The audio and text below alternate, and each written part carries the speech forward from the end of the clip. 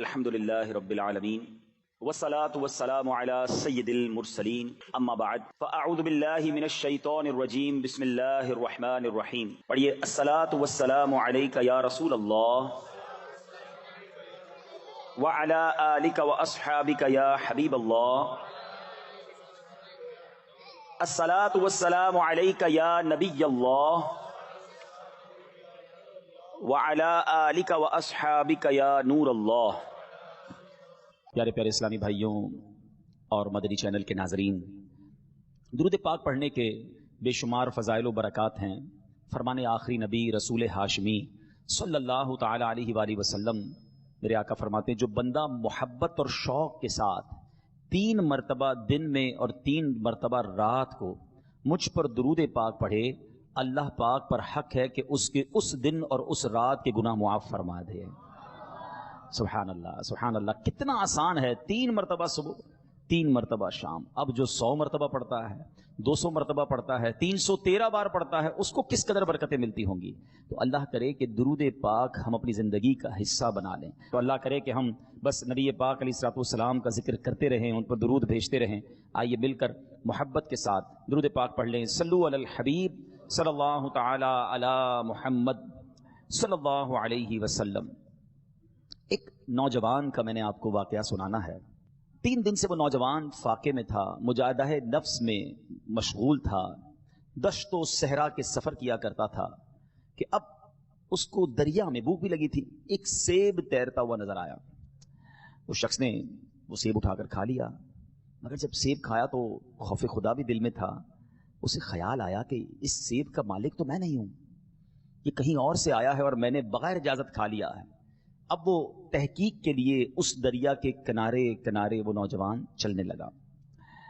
اب جب بہت آگے جانے کے بعد اسے دریا کے کنارے ایک بڑی عظیم الشان عمارت بھی نظر آئی اور ایک باغ بھی نظر آیا جس میں سیب کے درخت بھی تھے، اور ایک درخت تو ایسا تھا جو بالکل ہی دریا کے کنارے تھا. تو اس نے سوچا کہ اسی درخت سے یا اسی باغ سے یہ سیب دریا میں گرا اور میں نے بہت دور وہ تیرتا تیرتا مجھ تک پہنچا، میں نے کھا لیا ہے. تو اب اس کا مالک جو ہے اس سے معافی مانگنی چاہیے.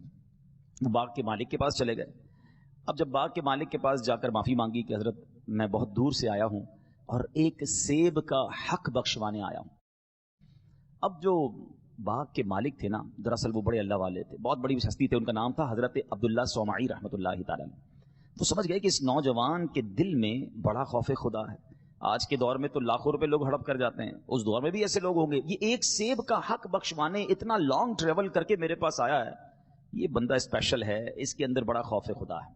اچھا، حضرت عبداللہ صومعی رحمۃ اللہ تعالی علیہ کی صاحبزادی تھی جن کی عمر 48 سال ہو چکی تھی. ذرا یاد رکھیے گا یہ بات کو، 48 سال ہو چکی تھی اور ابھی ان کا نکاح نہیں ہوا تھا.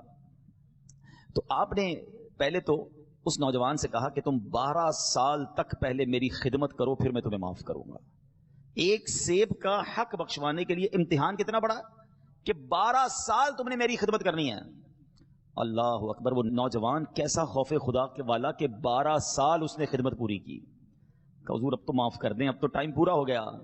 آپ نے فرمایا نہیں، ابھی میری ایک بیٹی ہے، تمہیں ایک اور بھی کام کرنا ہوگا. اور سنو، اس میں 4 عیب ہیں. میری بیٹی آنکھوں سے اندھی ہے، پیر سے لنگڑی ہے، ہاتھوں سے لولی ہے، کانوں سے بہری ہے. تم نے اس سے شادی کرنی ہے.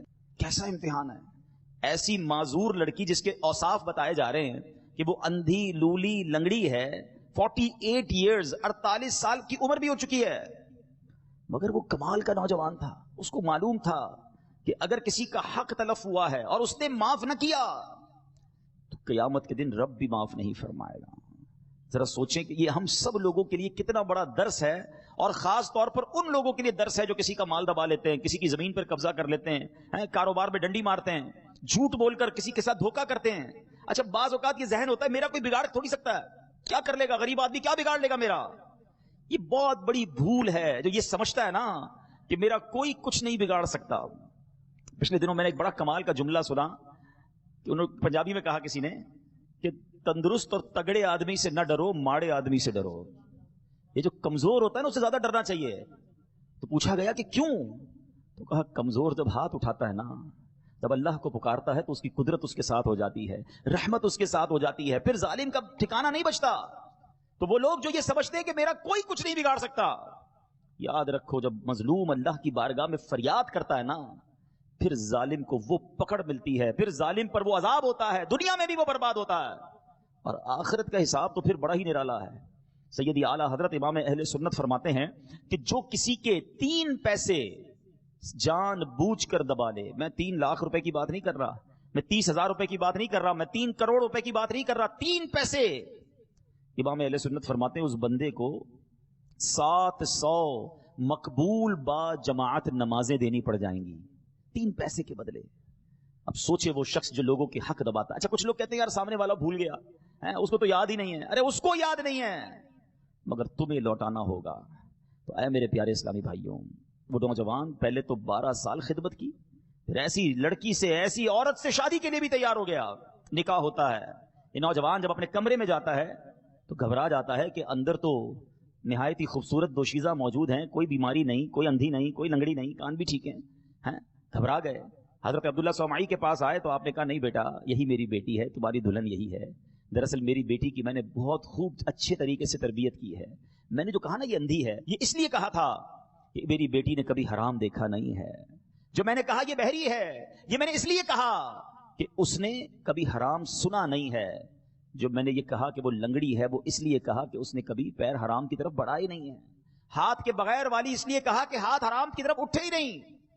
میرے بیٹا یہ تمہاری ہی زوجہ ہے، جاؤ زندگی اچھے انداز میں اس کے ساتھ گزارو۔ ذرا سوچئے گا یہ جوڑا کیسا تھا کہ ایک طرف ایسی پاک نیک عورت ہے، اس قدر پارسا خاتون ہیں، اور دوسری طرف جو نوجوان، ان کا نام کیا تھا؟ ان کا نام سیدنا ابو صالح محمد رحمۃ اللہ تعالی علیہ، یہ وہ تھے۔ اب ذرا سوچیں یہ دونوں جب ملتے ہیں، جب ایسا مبارک جوڑا بنتا ہے، تو آپ کو معلوم ہے ان کے یہاں اولاد کون پیدا ہوتی ہے؟ سبحان اللہ، ان کے یہاں کوئی اور نہیں، پیران پیر شیخ عبد القادر جیلانی رضی اللہ تعالی عنہ پیدا ہوتے ہیں۔ یہ غوث پاک کے والدین کا واقعہ ہے۔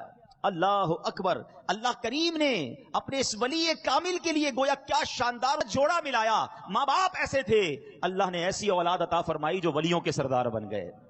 اور شیخ عبد القادر جیلانی، سبحان اللہ، پیران پیر کی تو یہ شان ہے کہ علماء فرماتے ہیں کہ اگر آج بھی کسی کو ولایت ملتی ہے تو غوث پاک کے در سے ملتی ہے۔